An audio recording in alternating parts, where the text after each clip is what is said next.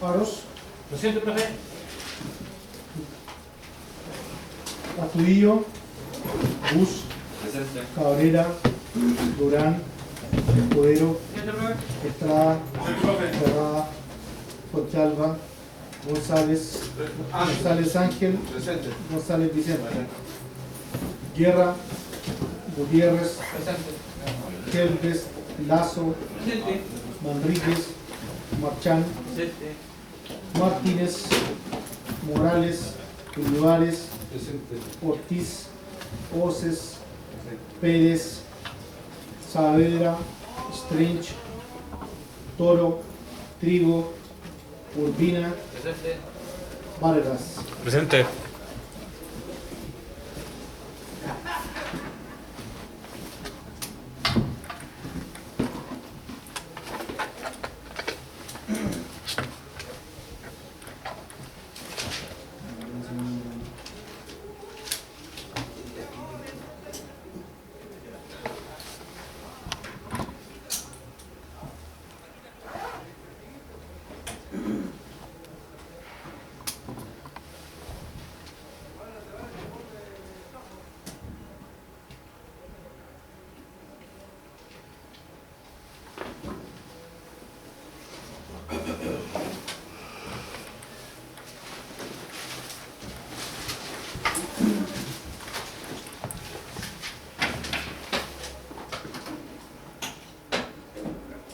Quedamos en esto, ¿cierto? Quedamos en un impulso de voltaje, ¿cierto? Y quedamos en que el impulso de voltaje, ¿cierto? Se podía transmitir, un impulso de voltaje que llegaba a una línea de media tensión acá en la ciudad, ¿cierto? Se puede transmitir a la baja tensión a través de un transformador, ¿cierto? Y podía ser el impulso calcularse, ¿cierto? Mirar cierta formúlica, ¿cierto? Donde el impulso transferido al lado de baja tensión, ¿cierto? El ILNBT, ¿cierto? Va a ser igual al IMT, el impulso del lado de media tensión, ¿cierto? Por la tensión de línea del lado de baja tensión partido por la tensión de línea del lado de media tensión, la otra baja tensión, esta media tensión, ¿cierto? Por un factor de corrección para el impulso, ¿cierto? Esto, como les decía yo, no va a entrar en la prueba, pero es importante tenerla ahí a mano si es que es necesario, ¿ya? Transitorio de corriente, ¿cierto? Esta también es una perturbación de la red, ¿cierto? Esta perturbación es un impulso de corriente debido al arranque o conexión de carga fundamentalmente característica inductiva, ¿cierto? En mi onda ahora de corriente, ¿cierto? Tengo un aumento de la corriente para luego estabilizarse. ¿Dónde podemos ver este es el ejemplo más clásico? ¿Cierto? Una perturbación de las más clásicas. ¿Cuándo vemos eso? Lo hablamos en la clase pasada. Cuando se pone en marcha, por ejemplo, un motor de gran potencia, ¿cierto? Vemos que no tenemos un osciloscopio. ¿Conocen lo que es un osciloscopio? ¿Han tenido taller aquí? No hemos tenido taller, pero... No van a tener tampoco en harto rato parece, pero... bueno. Ojalá que en el taller vean un osciloscopio, ¿cierto? Aquí es donde nosotros podemos ver reflejar la onda. ¿Ya? La onda sinusoidal. ¿Ya? Si nosotros viéramos esa onda sinusoidal, ¿cierto? Tendría un pic de la corriente. Ese pic de corriente, pensando en que parte un motor, ¿cierto? ¿Cómo lo podemos ver físicamente en las luces? De repente cuando, como que hace esto, y después vuelve su intensidad lumínica. ¿Vale? Los que tienen, que son del campo y tienen bombas en la casa, ¿alguno? ¿Tiene? ¿Sí? ¿Pasa eso cuando echan? Sí. Es un impulso corriente. ¿Vale? Porque cuando enciende el compresor, Un transitorio. Es un motor. Entonces sería un transitorio. Es un transitorio. Eso es lo que se llama transitorio de corriente más técnicamente. Entonces lo que pasa cuando parte una máquina... Todos han peleado con ese globo. ¿Cómo? Todos han peleado con ese globo.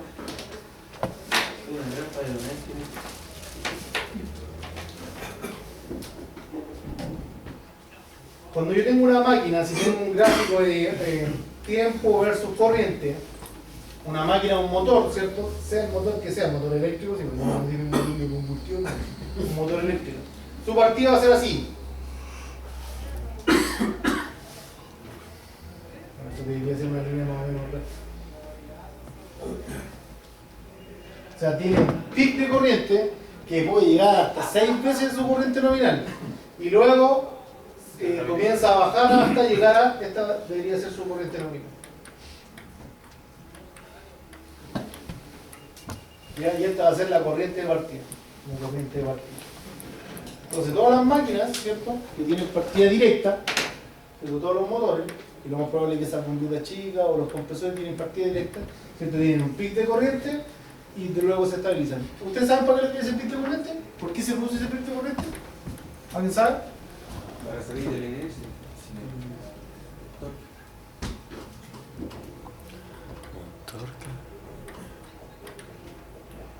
Exactamente, para salir del inicio. Pero José ya dio instalaciones de empresa, por eso te invité en darte la décima, pero está bien, está bien. Entonces, claro, para salir de la inercia, pensemos en el caso, si yo voy cuando han empujado un auto sin batería, ¿cierto? Para sacarlo de la inercia, ejercemos mucha fuerza, pero después cuando agarra vuelo ya vamos más despacito, ¿no? O sea, si viéramos esto gráficamente, si tuviéramos un gráfico de la fuerza que nosotros aplicamos, tenemos mucha fuerza, lo sacamos de la inercia y vamos bajando la fuerza hasta que ya se va solo y es lo mismo. Hay que sacar de la inercia el rotor de la máquina, ¿cierto?, que está detenido, ¿cierto? Por eso necesita mucha corriente. ¿Ya?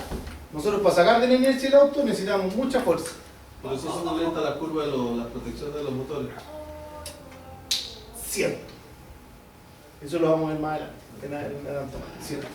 De hecho, vamos a volver a hablar de esto. Entonces, ¿qué sucede acá, cierto? Ahora esto es por muy poco tiempo. Milisegundos. Esa corriente de la partida dura milisegundos, microsegundos. ¿Cierto? Por eso hay ocasiones, ¿cierto?, que puede que les pase a ustedes cuando parte esta máquina y lo tienen conectado a la casa, ¿cierto? Hay ocasiones que cuando parte la máquina puede que opere el automático. Porque esa corriente, al ser tan grande, puede que a veces, en ocasiones, el automático la detenga, en ocasiones no. Ya eso lo vamos a ver en la segunda parte del programa, que vamos a tocar este ejemplo de las máquinas. ¿Qué pasa gráficamente con la partida de los motores? ¿Vale? Ahora, esto ha sido un estudio, pero de años. Oh, bueno, la nota aquí.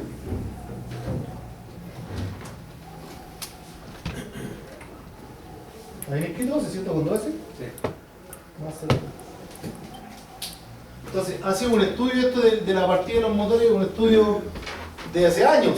Entonces, ¿qué empezó a hacer el ser humano, cierto? Crear partidas que evitan ese pic de corriente, porque es muy dañino, ¿cierto? El estrés de tiempo, el partidor suave, el variador de frecuencia. Y hoy día los variadores de frecuencia ya son de todo menos variadores de frecuencia, hacen de todos los variadores de frecuencia, tío. Te miden, te parten suave un motor, te hacen de todos los partidos. Puedes programarlo, de todo, puedes instalarle juegos. Todo son los variadores de frecuencia. Entonces, pero nace como un elemento para partida de motor. ¿Ya? Esta perturbación se presenta principalmente en motores, lámparas de descarga, equipos computacionales y sus efectos pueden reflejar principalmente en la pérdida de continuidad del servicio por el disparo de un dispositivo de protección mal seleccionado. Ahora, cuando opera, en caso de que opere por esto, ¿cómo se llama? Una protección es porque está mal seleccionada. Es porque es una mala selectividad de la protección. ¿Ya? Lámparas de descarga. Las lámparas de descarga, que son las de sodio, ¿cierto?, y las LED también tienen un pic de corriente. ¿Ya? La de vapor de sodio era más exagerado, pero las LED también tienen un pic de corriente. De hecho, yo me acuerdo que una vez hicimos nos pasó que operar los automáticos de unos tableros de distribución existentes en unos circuitos de alumbrado que pusimos. Entonces, pero no operaba siempre, ¿no? Operaba, no sé, de 10 partidas, una vez al mes operaba. Se prendían todos los días, porque eran de alumbrado público. Entonces una vez al mes operaba. Entonces, solución, cambiar la curva de la protección. ¿Ya? Porque las lámparas LED también tienen un pic de corriente. En muy corto tiempo, grande pero muy corto tiempo. Entonces, hay que tener cuidado con eso. ¿Vale? El valor del transitorio de encendido y su duración dependen principalmente del tipo de carga, que se está analizando. Por ejemplo, un computador tiene un valor promedio 6 veces la intensidad nominal durante un tiempo menor a 10 milésimas de segundo, mientras que un motor puede tener una cifra cercana a 10 veces la nominal con tiempos de arranque similares. Este último caso también se debe considerar la corriente de aceleración, que es cuando baja su, ¿cómo se llama? O comienza a acelerar para llegar a su velocidad nominal. ¿Pero tú? ¿Choca? No. Te tenía programado,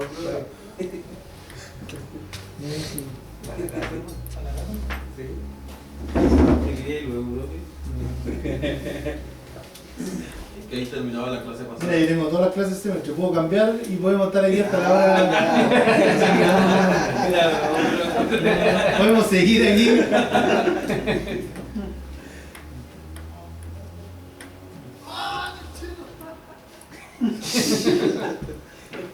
Podemos seguir aquí. Como este ramo ya lo tengo hecho hace varios semestres y ya tengo todas las clases listas.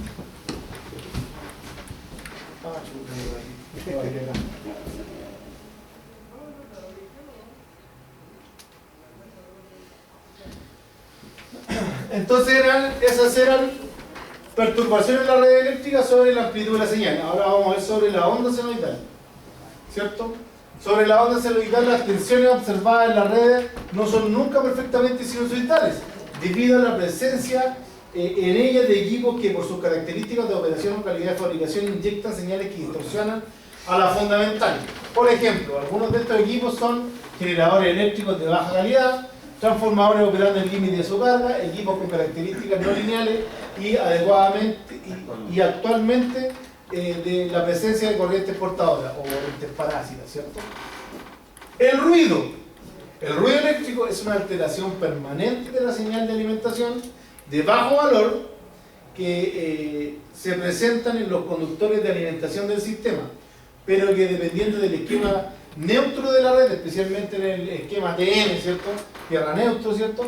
Pueden inducirse en el conductor de tierra, afectando las comunicaciones entre computadores cuando estos no están conectados a esta tierra de protección independiente.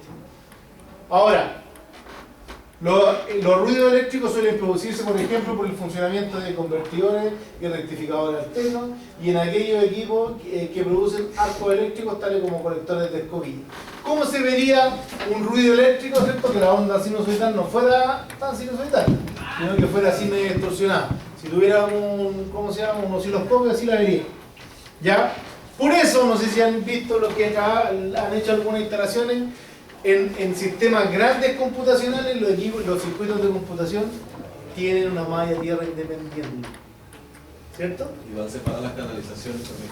Va todo separado. Y tienen, ¿cómo se llama? El ruido puede hacer operar dentro de todas las cosas, operar los diferenciales. Por eso tienen diferenciales inmunizados o HMI que se llama. ¿Ya? Entonces, aquí lo que vemos es que ya la onda no es tan sinusoidal, tiene unas pequeñas vibraciones, ¿vale? El parpadeo. Cuando una variación rápida de la tensión se produce de forma repetitiva, ocasiona que las lámparas de iluminación, un parpadeo visible y molesto. Por extensión, se llama también parpadeo a dicha perturbación de tensión que la origina. Este parpadeo, o también llamado voltaje flicker, se refiere a los cambios de la envolvente de la frecuencia de alimentación, que para nuestro caso es 50 Hz. El voltaje de la envolvente es llamado nivel instantáneo de flicker. O sea, cuando tenemos este flicker, ¿cierto? Cuando la luminaria parpadea. ¿Vale? Que eso lo vemos más en Pues una tierra, puesta tierra de servicio flotante puede causar parpadeo de la Lo que pasa es que no es en los equipos LED pasa eso. Cuando tengo el neutro o el neutro está desconectado, sí, eso es muy frecuente, pero no es que no es lo mismo que porque esto es una variación de la frecuencia en la onda de tensión. O sea, produce parpadeo, pero no es por este parpadeo, no es por el voltaje flicker que se llama, ¿cierto? Es porque está suelto el neutro. Ves que está suelto el neutro, una luminaria LED parpadea. De hecho, nosotros de repente cuando hacemos mantención en algunos recintos y oye, que hay una luminaria parpadeando, ¿no? Lo primero que tienes que hacer, asegúrate que el neutro esté bien apretado. O el neutro de esa alimentación de esa luminaria en alguna parte puede estar suelto.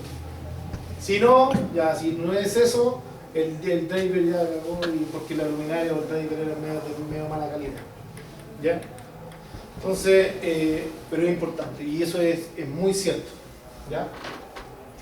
En Chile el índice de severidad del parpadeo Flicker durante un periodo de registro de mediciones de una semana de cualquiera del año o 7 días consecutivos no debe exceder en el sistema eléctrico el valor de 1 para tensiones iguales o inferiores a 110 kV, ni exceder 0,8 para tensiones superiores a 110 kV. Si existe, si este índice es evaluado estadísticamente en intervalos consecutivos de 2 horas durante un periodo de registro de mediciones de una semana cualquiera del año o de 7 días consecutivos, no debe exceder 0,8 para tensiones iguales o inferiores a 110 kV, ni exceder 0,6 para tensiones superiores a 110 kV. O sea, esto está regulado porque es dañino.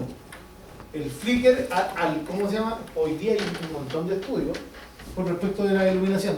De hecho, hay un montón de estudios hasta con el color de los equipos de iluminación. Porque en un momento teníamos los amarillos, ¿cierto? Que no permiten tanta definición de la imagen frente a los colores que son más claros, más días, más blancos. ¿Cierto? Si nosotros nos paramos en calles donde tenemos iluminación caluro amarilla, 3000 Kelvin, 2800 Kelvin, a una que tenga 5000, que es luz blanca más 10, ¿cierto? Vamos a tener mucho mejor definición de la imagen, ¿cierto? Nuestra retina se adapta más a los colores más días, ¿cierto? Más blancos, que son como más cercanos al sol, que a uno más amarillo. ¿Qué ha pasado? Que hay ciertos límites puestos, porque la luz ya después de la blanca viene la azulada y esa ya empieza a ser perjudicial para el ojo humano, empieza a tener características, no tan solo para el ojo humano, también hasta para las plantas. Ahí ya se hace un estudio luminotécnico, ¿no? Siempre, ahora para la mayoría de las instalaciones estudio luminotécnico, pero el estudio luminotécnico se centra en la cantidad de lúmenes que te llegan a cierta altura. ¿Ya? Por ejemplo, si yo declaro un colegio, tengo que tener, o un centro docente, tengo que tener un estudio lumínico. Pero eso va en relación a la cantidad de lux que van a llegar al usuario, ya en la sala, porque eso está todo normal, ¿ya? Pero lo que voy yo es el estudio biológico de lo que produce la luz. De hecho, en lugares donde nosotros hemos cambiado equipos de iluminación, de repente estábamos instalando y, oye, ¿qué tal la luminaria? No, bien, pero ¿sabes que las flores ahora me abren más temprano? Hay un efecto en las plantas. Entonces van perdiendo el ciclo de la luz. Entonces ahora que se está haciendo, lo más probable es que en un tiempo no muy lejano volvamos a los tonos medio amarillos, no tan amarillos como antes, no como los de sodio, ya, pero vamos a volver a los tonos un poco más amarillos, no a los tonos tan blancos o blancos azulados. ¿Ya? Yo en mi casa tengo puro equipo LED con lo más blanco posible. ¿Ya? Por decisión propia, porque me gustan los colores blancos. Pero agota la vista eso, ¿no? Claro, afecta el ciclo del sueño. Entonces, de hecho, no sé, las bibliotecas, generalmente, yo cuando empecé a estudiar el tema luminotécnico en la universidad, tuve la suerte de que en la Católica donde estudié yo había un viejito que era capo en electricidad. Y tenía la particularidad y cambio en el estudio de la luz, cómo se refleja en tu ojo y todo el asunto. Y el viejo era tú. Las casualidades de la vida. De hecho, no lo podéis mirar, no sabéis si usted decía, y todos empezamos, yo, no, el de azul, ya, así. Pero el viejito era capo, entonces te empecé a dar cuenta de ciertas situaciones. Por ejemplo, él decía, ¿por qué las bibliotecas son blancas? O la mayoría de las bibliotecas son blancas. Y la luz en las bibliotecas tiene que ser lo más cercana a la luz solar. Porque tiene que dar la sensación de que la biblioteca siempre es de día. porque es un lugar de estudio. Claro. Entonces, claro, pues yo llegaba de repente a la biblioteca, después de que empezamos a hacer todo este análisis, yo un día me paré en la biblioteca y claro, la biblioteca todo blanca, tenía detalles, ¿cómo se llama? Letras y a lo mejor cosas, pero en su mayoría es blanca.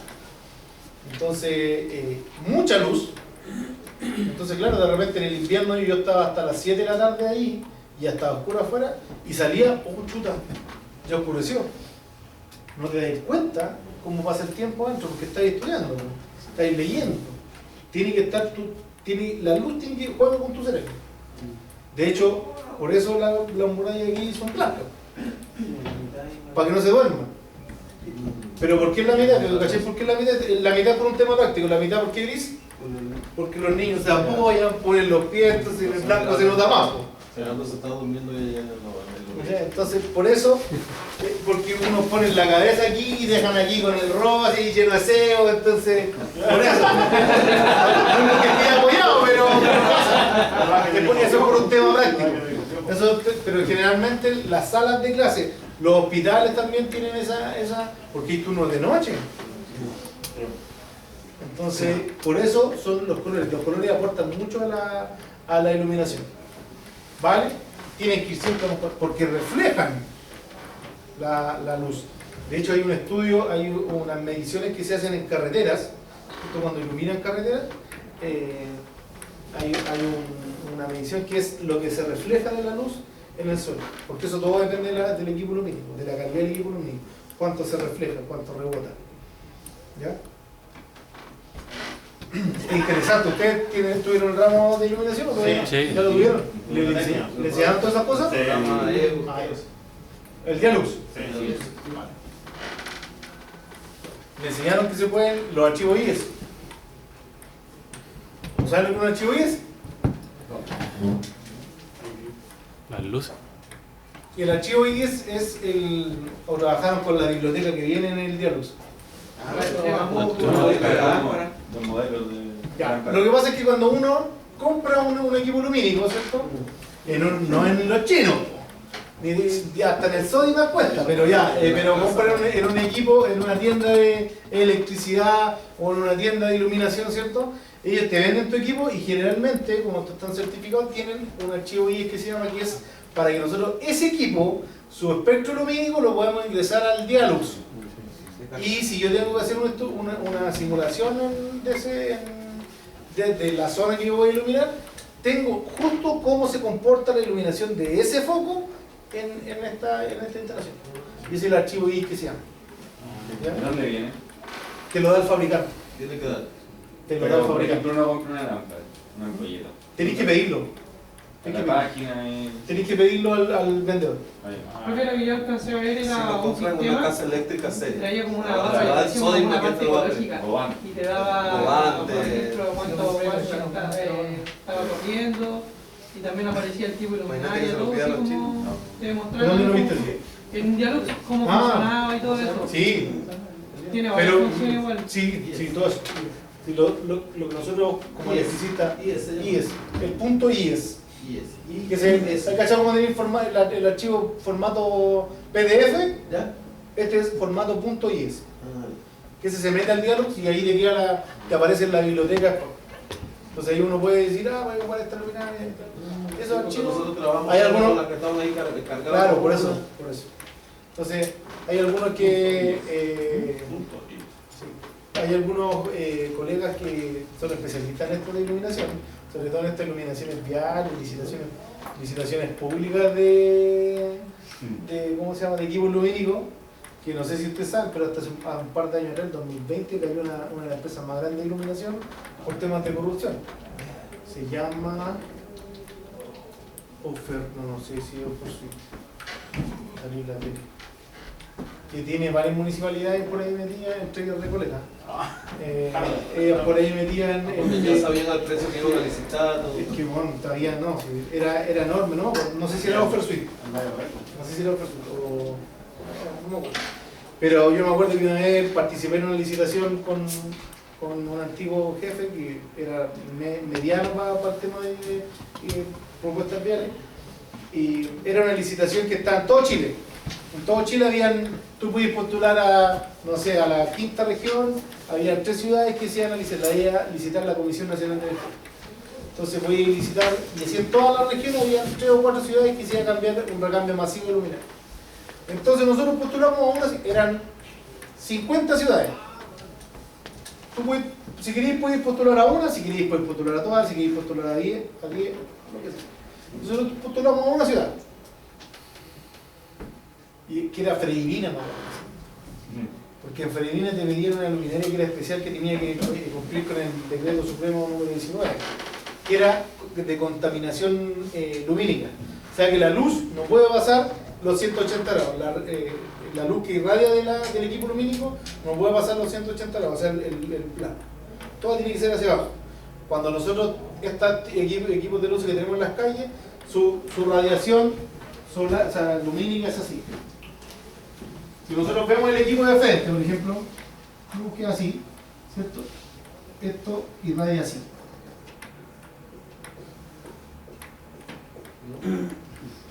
No es mucha la que irradia hacia arriba, siempre generalmente es hacia acá. Esto es todo lo que más irradia, ¿cierto? Todo lo que se centra en luz, pero tiene acá hacia acá. En este caso, el decreto supremo número 19 te dice que los equipos lumínicos de aquí para abajo tienen que iluminar en esa ciudad. Con las aves también. Es un tema con la astronomía. Es La cuarta para región. contaminación. Para la contaminación lumínica, para que se pueda, tema del observatorio y todo eso. Entonces, esta luminaria, los ingeniosos, lo único que le hacen es le ponen una pestañita aquí. Sí. La mandan a certificar y entonces, nosotros teníamos justo esa luminaria, ¿cierto? Teníamos un socio con mi jefe que la tenía. Entonces postulamos a esa licitación porque cumplíamos con eso. Esta empresa en cuestión participó en todas las ciudades. Eran 8.800 millones de pesos. Se las ganó todas. Menos Freirina. Se la había ganado y nosotros reclamamos porque no cumplía con el decreto supremo 19. Y la declararon desierta la hueá.